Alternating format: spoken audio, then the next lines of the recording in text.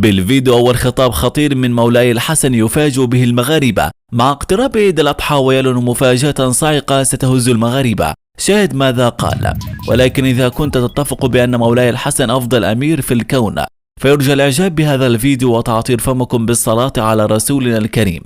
تداولت مجموعة من الصفحات عبر منصات التواصل الاجتماعي تصريحا مكتوبا لولي العهد المغربي الشاب مولاي الحسن جاء فيه: أدعو الحكومة المغربية لتولي زمام الأمور والرفق بالمواطن المغربي المقهور خلال هذه الأيام المباركة، فكل مواطن مغربي من حقه أن يفرح ويؤدي هذه السنة الإبراهيمية. كما وجه مولاي تهنئة خاصة لقادة ورؤساء الدول العربية بمناسبة حلول عيد الأضحى المبارك، وقال: إن احتفال أمتنا الإسلامية بهذا العيد الكريم الذي يتوج مناسك الحج العامرة بذكر الله سبحانه والمعطرة بالمعاني والروحية السامية وبما يرمز إليه من قيم الإيثار والتضحية، ويجسده من وحدة إسلامية، لجدير بأن يستحث كافة المسلمين على التشبث بما يمليه عليهم ديننا الحنيف من تضامن ووئام والتزام بقيم الإخاء والعدل والسلم والوسطية والتسامح، ونبذ ما ينهى عنه من شقاق وتفرقة ومن نزوع للعنف والعدوان.